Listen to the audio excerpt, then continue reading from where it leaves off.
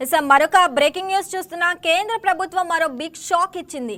CNG ధరలను మరోసారి పెంచింది. తాజాగా కిలో సిఎన్జి ధరను రూపాయి పెంచుతూ నిర్ణయం తీసుకుంది. అయితే 2 రోజుల క్రితమే పెట్రోల్ ధరల పెంపు సందర్భంగా సిఎన్జి కూడా 2 రూపాయలు పెంచిన సంగతి తెలిసిందే. ఇలా 2 రోజుల వ్యవధిలోనే సిఎన్జి ధరను కేంద్రం 2 సార్లు పెంచడంతో వాహనదారులు మండిపడుతున్నారు. తాజా పెంపుతో సిఎన్జిపై మొత్తంగా 3 రూపాయలను పెంచినట్లు అయింది.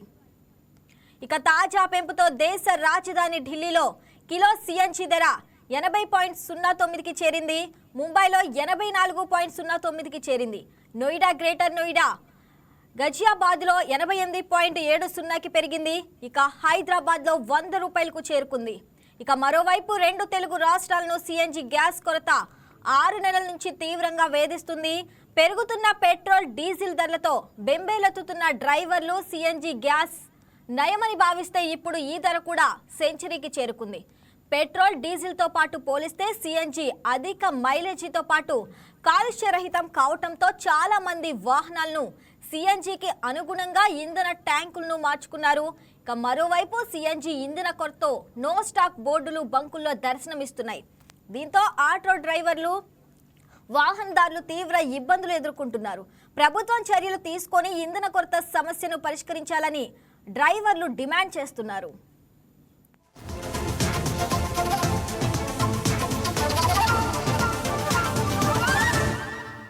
రైట్, ఇక దీనిపై మరింత సమాచారాన్ని మా executive editor Srinivas phone in ద్వారా అందిస్తారు.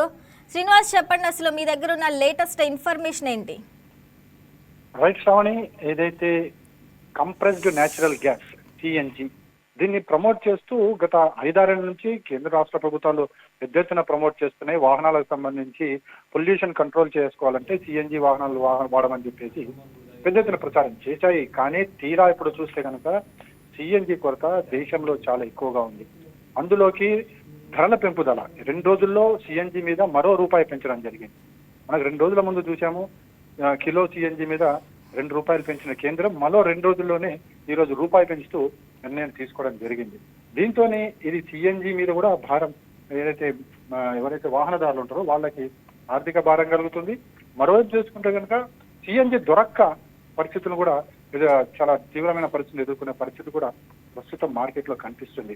మనము సిఎన్జి బంకుల దగ్గరికి వెళ్ళి చూస్తే కనుక ఆటోలు కావచ్చు, సిఎన్జి 4 వీలర్స్ కార్లు కావచ్చు, వాటి క్యూ మనకి చాంతాడంత కనిపిస్తుంది. కిలోమీటర్ల కొద్దీ అదే క్యూ కనిపిస్తుంది.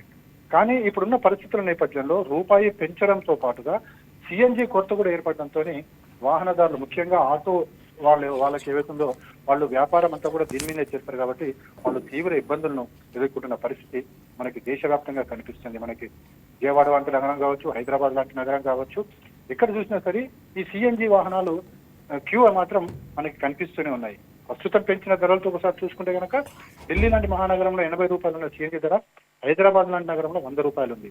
అంటే 20 రూపాయల వ్యత్యాసం కనబడుతుంది. కానీ దొరకని పరిస్థితి కూడా అక్కడ అలానే ఉంది. ఏ సిఎన్జి బంకుల వద్ద చూసినా గంటల తరబడి వాహనదారులు వెయిట్ చేయాల్సిందే. ఒకవేళ సిఎన్జి అయిపోతే మళ్ళీ సిఎన్జి ట్యాంకర్ వచ్చేంత వరకు కూడా వాళ్ళు వెయిట్ చేయాల్సిన పరిస్థితి కనిపిస్తుంది. వన్స్ ఒకసారి వాళ్ళు ఆ క్యూల నుంచి తప్పించుకున్నారా మళ్ళీ వాళ్ళకి సిఎన్జి దొరకని పరిస్థితి. సో ఒకవైపు ధరల పెరుగుదల, మరోవైపు సిఎన్జి కొరత, వెరసి మొత్తంగా చూసుకుంటే కనుక వాహనదారులు, సిఎన్జి వాహనదారులు ఎవరైతే ఉన్నారో వాళ్ళు తీవ్ర ఇబ్బందులు ఎదుర్కొంటున్నారు. ప్రతిరోజు కూడా వాళ్ళకి క్యూ లైన్లే దర్శనమిస్తున్నాయి.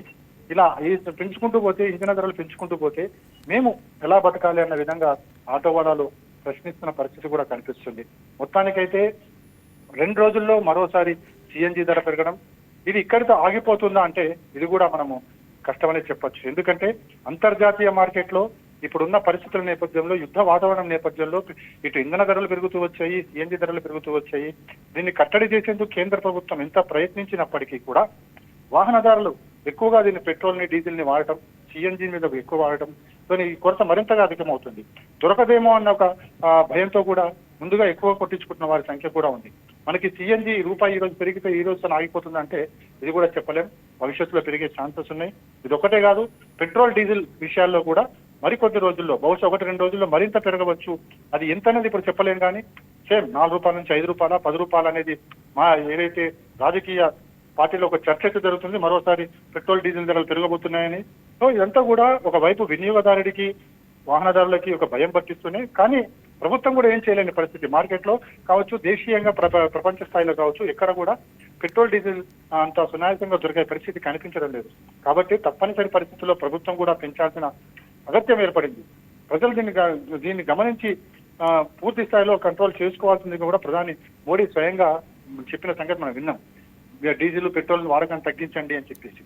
సో ప్రస్తుతం ఉన్న పరిస్థితుల్లో ప్రజలు అర్థం చేసుకోవాలి, ప్రభుత్వాలు తమ అవసరాలకు కాకుండా ఏదైతే ఆర్థిక పరిస్థితిని మెరుగుపరిచే దిశలోనే ఈ ధరలు పెంచుతున్నాయని చెప్పేసి ప్రభుత్వం చెప్తుంది. ఆ దిశగా ప్రజలు కూడా ఆలోచించాలని చెప్పేసి చెప్తున్నారు. ఎందుకంటే ఇప్పటికే మనం చూసాము, అటు ప్రధాని మొదలుకొని మన కింద స్థాయి మనకి గవర్నర్ వరకు కూడా, మంత్రులు, ముఖ్యమంత్రులు, అదేవిధంగా ఐఏఎస్ ఆఫీసర్లు ప్రతి ఒక్కరు కూడా ఈ పొదుపు మంత్రాన్ని పాటిస్తూ ఇంధన ధరలు ఇంధన వాడకాన్ని తగ్గించుకునే పనిలో ఉన్నారు. బహుశా దేశంలో ఎప్పుడు ఇలాంటి పరిస్థితి రాలేదు. కానీ ప్రతి ఒక్కరు ఎవరి భాగస్వామి తగ్గట్టు వాళ్ళు తమ పొదుపు మంత్రాన్ని పాటిస్తూనే ఈ ఇంధనాల వాడకాన్ని తగ్గించడం కొనసాగించారు. అయినప్పటికీ కూడా ఏదైతే ఇరాన్ అమెరికా యుద్ధం వల్ల ఈ ధరల పెరుగుదల అనేది జరుగుతుంది. మనం దీన్ని కట్టడి చేసేందుకు కేంద్ర రాష్ట్ర ప్రభుత్వాలు ప్రయత్నాలు అయితే చేస్తున్నాయి. Sravani. Right Srinivas, thanks for the updates.